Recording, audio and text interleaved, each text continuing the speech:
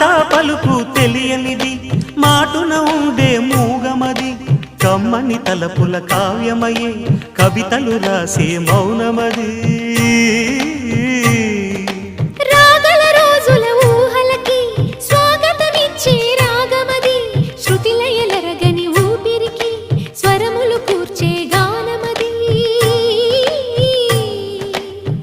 ఋతువుల రంగులు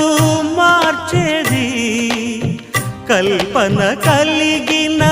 మది భావం బ్రతుకును పాటగా